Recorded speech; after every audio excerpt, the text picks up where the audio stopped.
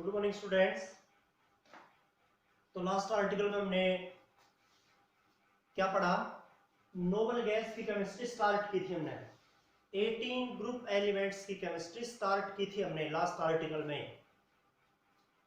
क्या था कि जिसमें कि property, electronic configuration, ionization enthalpy, electronegativity, electron gain enthalpy, atomic size, ये सब बता दिए थे हमने। उसके बाद में फिजिकल प्रॉपर्टी बता रहे थे। मोनो एटॉमिक गैस होती है ये, कलरलेस, टेस्टलेस, ऑर्डरलेस गैस रहती हैं। वाटर में स्प्रिंगली सोल्यूबल है क्योंकि ये वीक डिस्पर्सन फोर्स से जुड़ी रहती हैं, और पानी पोलर होता है तो वाटर में स्प्रिंगली सोल्यूबल है। इनका मेल्टिंग बॉइलिंग पॉइंट कम है। क्यों कम है? क्योंकि वीक डिस्पर्सन फोर्स से जुड़ी रहती है, वो कमजोर होता है फोर्स ऑफ अट्रैक्शन, तो मेल्टिंग बॉइलिंग पॉइंट भी कम ही मिलेगा इनका। ये चीज हमने की थी फिजिकल प्रॉपर्टीज में। उसके बाद में आपके पास यहां था इसका केमिकल प्रॉपर्टीज, कि केमिकल प्रॉपर्टीज क्या है।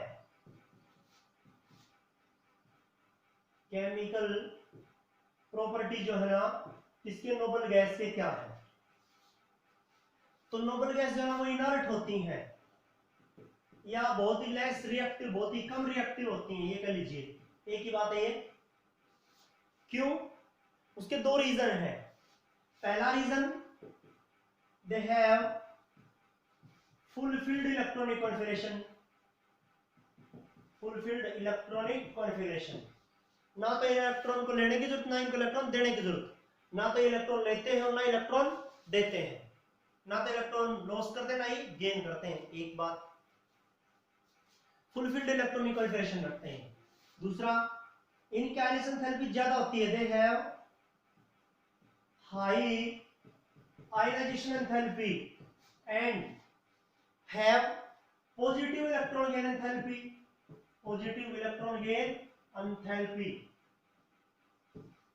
ये ना ionization enthalpy बहुत ज्यादा रखते हैं तो इसलिए इलेक्ट्रॉन लॉस नहीं करेंगे इजीली। इलेक्ट्रॉन गेन एंथैल्पी भी पॉजिटिव, इलेक्ट्रॉन को गेन करेंगे ना तो इलेक्ट्रॉन गेन एंथैल्पी कैसे पॉजिटिव, मतलब हमें एनर्जी देनी पड़ेगी तभी इलेक्ट्रॉन को एक्सेप्ट करेंगे, गेन करेंगे। तो ना तो इलेक्ट्रॉन को लॉस करते इजीली और ना इलेक्ट्रॉन को लेते, क्योंकि लेंगे तो हमें एनर्जी सप्लाई करनी पड़ेगी, इनको एनर्जी देनी पड़ेगी, तो वो भी काम की चीज नहीं है। इन दो वजह से ना तो इलेक्ट्रॉन को गेन करते ना इलेक्ट्रॉन को लॉस करते, तो ये बहुत ही कम रिएक्टिव होते हैं या इनर्ट रहते हैं ये एलिमेंट। कौन? Noble gas. इनकी ज्यादा रिएक्टिविटी नहीं है, लेकिन फिर भी बहुत सारे अटेम्प्ट हुए और सब अनसक्सेसफुल हुए कि ना इनके नॉन कंपाउंड है ना हमें मिले नहीं। लेकिन एक नील बार्टलेट नाम का केमिस्ट था कोई, नील बार्टलेट एनसीईआरटी में क्वेश्चन भी होगा।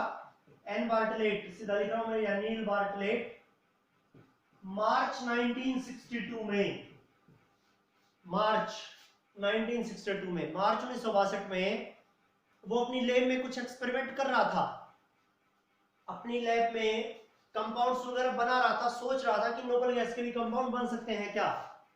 और उसने क्या देखा, जब वो अपनी लैब में कंपाउंड बना रहा था तो ऑक्सीजन की प्लेटिनम हेक्साफ्लोराइड के साथ रिएक्ट करवाई उसने, डाई ऑक्सीजन की, O2 की। ऑक्सीजन तो रिएक्ट कर लेता है लेकिन O2 तो बहुत कम रिएक्ट होता है। रिएक्ट करवाया तो उसने O2 पॉजिटिव और PTF6 नेगेटिव ये कंपाउंड बना दिया।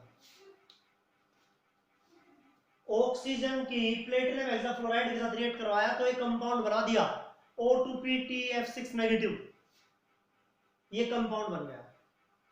फिर उसने सडनली देखा कि O2 ऑक्सीजन और जिनोन, ऑक्सीजन की आयनाइजेशन एंथैल्पी है 1175 किलोजूल पर मोल और जिनोन की है 1170 किलोजूल पर मोल।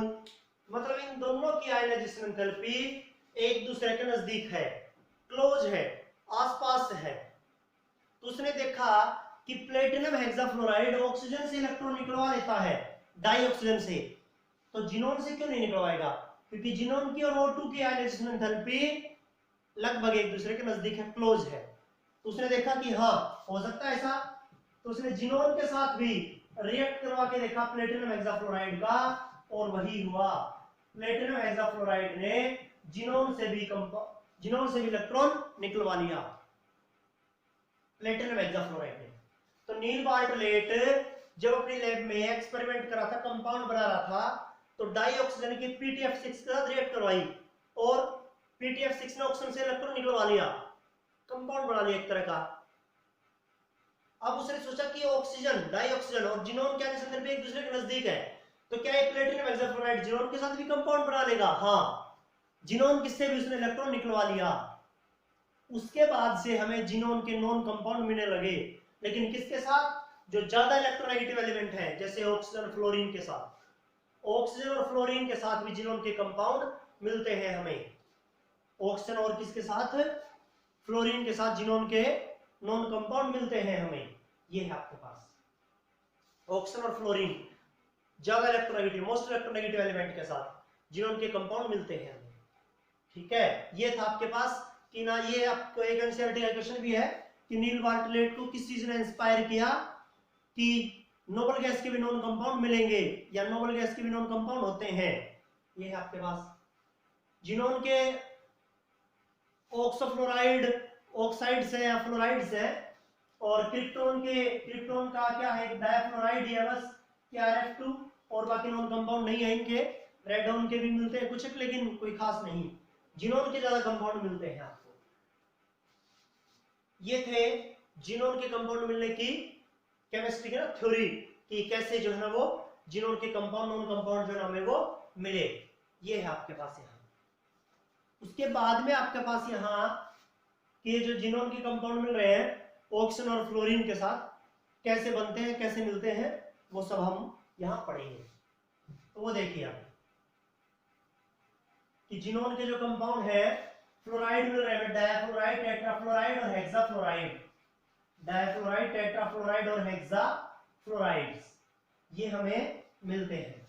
वो देखिए जिनोन के फ्लोराइड्स, जिनोन प्लस फ्लोरीन कितने पर? 673 केल्विन पर एक बार प्रेशर पर Xg(F2) डायफ्लोराइड बना रहा है। फिर है Xg प्लस F2 2F2 कर दो, Xgf4 बना रहा है 873 केल्विन और 7 बार प्रेशर के ऊपर। Xgf2 3F2 ले लीजिए, Xgf6 बना देंगे 573 केल्विन और 60 से 70 बार प्रेशर के ऊपर। 60 से 70 बार प्रेशर के ऊपर जिनोन डायफ्लोराइड बना रहा है 673 केल्विन एक बार, टेट्राफ्लोराइड बना रहा है 873 7 बार प्रेशर, और हेक्साफ्लोराइड बना रहा है 573 केल्विन 60 से 70 बार प्रेशर के ऊपर। ये जिनोन के फ्लोराइड बनते हैं, ऐसे बनते हैं जिनोन के फ्लोराइड्स। ये है आपके पास। इसमें से सबसे पहले केमिस्ट्री आपको जिनोन डायफ्लोराइड का पढ़ना पड़ता है, Xgf2 का पढ़ना पड़ता है केमिस्ट्री। Xgf2 का, Xgf2 में क्या है कि Xgf2 जो है ना वो उसका हाइड्रोलाइसिस कैसा है? वाटर के साथ वो रिएक्ट करता है, मिलकर क्या बना देता है? जिनोन, हाइड्रोजन फ्लोराइड और O2 ये बना देगा। जिनोन डायफ्लोराइड का हाइड्रोलाइसिस ये है आपके पास, जिनोन, हाइड्रोजन फ्लोराइड और डाइऑक्सीजन दे रहा हमें, ये चीज आपके पास यहाँ। उसके बाद में आपके पास यहाँ ये जिनोन के फ्लोराइड्स जो है Xgf2 है, जैसे फॉस्फोरस पेंटाफ्लोराइड के साथ क्या रिएक्ट करता है? मिलकर क्या बनाएगा? एक कटायन और एक अनायन, एक प्रोडक्ट बनाएगा जिसमें कटायन और अनायन दोनों एग्जिस्ट होंगे, आयनिक कंपाउंड बनाएगा। Xgf और PF6, मतलब ये फ्लोरीन यहाँ शिफ्ट हो रहा है, PF6 तो ये नेगेटिव होगा, +5 -6 -1 होगा, सम अलजेब्रिक सम, ये पॉजिटिव होगा। ऐसे बना रहे हैं, ऐसे बना रहे हैं। Xgf4 है जैसे देखिए, प्लस SbF5 स्टेवाइन जो आपके पास पेंटाफ्लोराइड है वो क्या बनाएगा? वही Xgf3, एक फ्लोरीन यहाँ के शिफ्ट हो जाएगा, और SbF6 ये नेगेटिव ये पॉजिटिव, ये देखिए यहाँ एक प्रोडक्ट बना रहे हैं जो कटायन और अनायन वहां एग्जिस्ट होते हैं। ऐसे ये Xgf6 है, NF के साथ मिलकर क्या बना देंगे? वो चाहे ऊपर यहां लिख दे, ठीक है, ऊपर इनको साफ करके लिख रहा हूं मैं,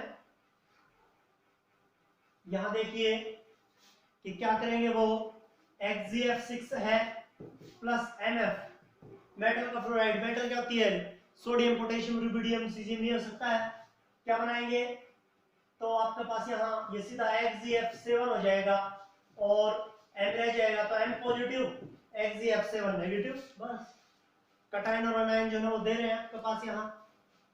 ये भी जरूरी है रिएक्शंस, कैसे, किसके साथ, देखो इनमें तो यहाँ फ्लोरीन के साथ जुड़ रहा है, यहाँ जिनोन के साथ, क्यों, सोडियम से ज्यादा पॉजिटिव कौन होगा, तो सोडियम के ऊपर तो आएगा पॉजिटिव चार्ज, तो ये फ्लोरीन यहाँ अब नोबल गैस के साथ शिफ्ट हो गया, XgF7 बना दिया, F6 तो था ही, ये देखिए ये +6 से में है, यहाँ ये -7 में होगा, तो कितना सम होगा, +7 और -7 का -1, तो देखिए कटायन अनायन ऐसे बनते हैं जब सम जो है ना किसका चार्ज का वो ज्यादा हो जाए, किसी का पॉजिटिव का नेगेटिव का, तभी कटायन अनायन बनता है। ये है आपके पास, ये करना आपको। अब उसके बाद में नेक्स्ट आर्टिकल क्या है, ये रिएक्शंस है, सिंपल बिल्कुल इजी रिएक्शंस, इनको लिख लिख के याद करना आपको, पेपर में रिएक्शंस आ जाती हैं इनऑर्गेनिक केमिस्ट्री में, ठीक है, विशेषकर पी ब्लॉक एलिमेंट में। तो इन रिएक्शंस को, जो जितनी भी रिएक्शंस करवाई हमने 16 में, 17 में, 18 में अब करवा रहे हैं, इन सबको लिख लिख के याद करिए, किसकी प्रिपरेशन में कैसे उनकी केमिकल प्रॉपर्टी में है, इनको लिख लिख के याद करना, आपको याद हो जाती, कोई बड़ी बात नहीं है इनको याद करना। अब है हाइड्रोलाइसिस ऑफ जिनोन फ्लोराइड्स, किसका, जिनोन टेट्राफ्लोराइड हेक्साफ्लोराइड का हाइड्रोलाइसिस, हाइड्रोलाइसिस है, hydrolysis of xenon tetrafluoride and xenon hexafluoride. तो जिनोन टेट्राफ्लोराइड का हाइड्रोलाइसिस है +H2O, एक्सेस में आपके पास यहाँ क्या बनाएंगे, जिनोन बनाएंगे, XgO3 बनाएंगे, HF बनाएंगे और O2 बनाएंगे, ये है आपके पास। XgF4 का एक्सेस वाटर में हाइड्रोलाइसिस, मतलब पानी के साथ रिएक्शन है, एक्सेस है, तब ये जिनोन और जिनोन ट्राइऑक्साइड HF और O2 बना रहे हैं।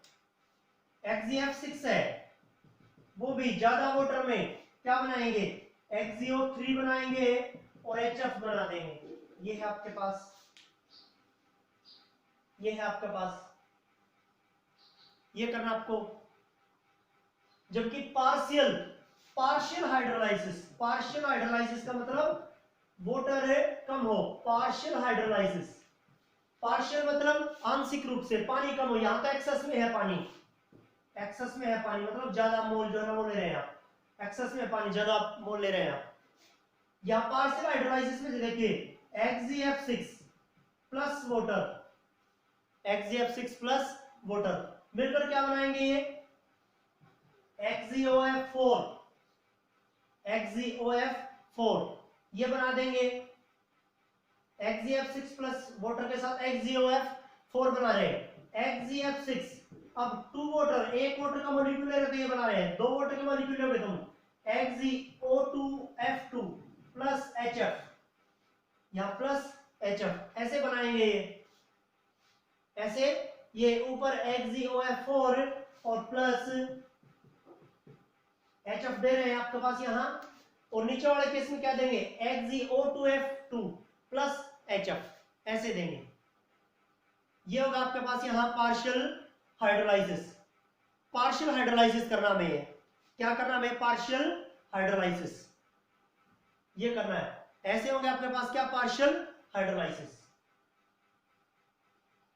पार्शियल हाइड्रोलाइसिस के लिए इस तरह के रिएक्शन जो है ना वो आपको यहां मिल रहे हैं, पार्शियल हाइड्रोलाइसिस के लिए आपको ये रिएक्शन जो है ना ये मिल रहे हैं आपके पास यहां, ठीक है, ये करना है आपको,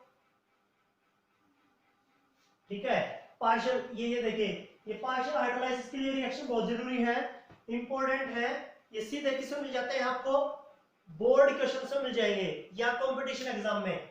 हाइड्रोलाइसिस XgF4 वाटर एक्सेस में है, XgF6 वाटर एक्सेस में है, और फिर पार्शियल हाइड्रोलाइसिस है XgF6 का, शुरू में आपने XgF2 का किया ही था, प्लस वाटर के साथ मिलकर वो X जिनोन बना रहे हैं, HF दे रहे हैं और O2 दे रहे हैं, ये आपके पास हाइड्रोलाइसिस है XgF2 का, XgF4 एक्सेस में, XgF6 एक्सेस में, और XgF6 पार्शियल, एक ही वाटर का मॉलिक्यूल और दो वाटर के मॉलिक्यूल, ये याद रखना आपको, क्योंकि बैलेंसिंग में तो कर लेंगे ये चीजें।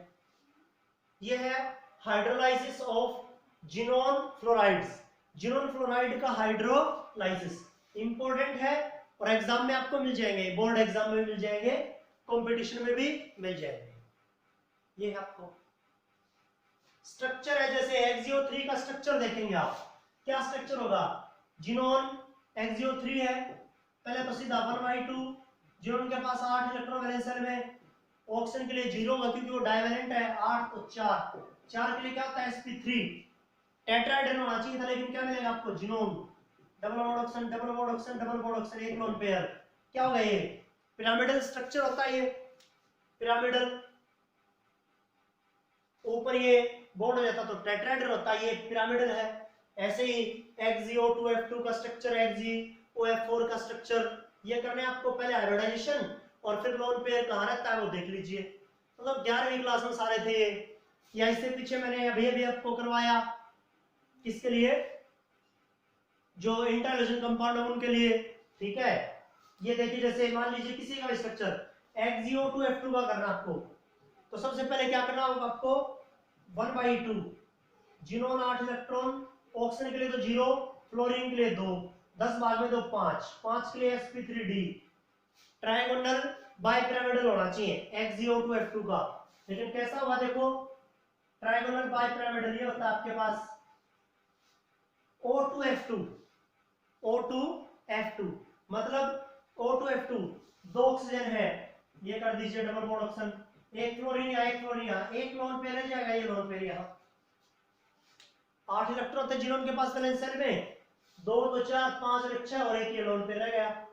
ये देखिए क्या स्ट्रक्चर होगा, ये क्या कहते हैं आप इस स्ट्रक्चर को, कि जब दोनों इलेक्ट्रॉन एक बॉडी आई एक बॉडी आई, ये क्या होता है, ये सीसा, क्या होता है, सीसा, सीसा स्ट्रक्चर है, सीसा, सीसा, ये है आपके पास, ये करना आपको सीसा स्ट्रक्चर है।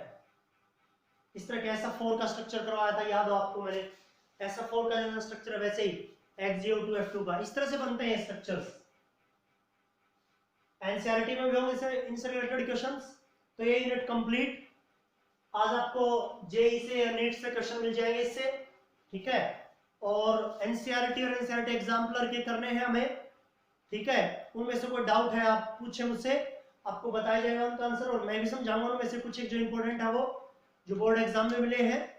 ये आपका काम आज का, ये यूनिट कंप्लीट, 5 नंबर का क्वेश्चन मिल रहा है इस यूनिट से, पीपल ऑफ एलिमेंट था ये आज यूनिट कंप्लीट हो रही है, ये है आपके पास, ये काम करना आपको आज के लिए।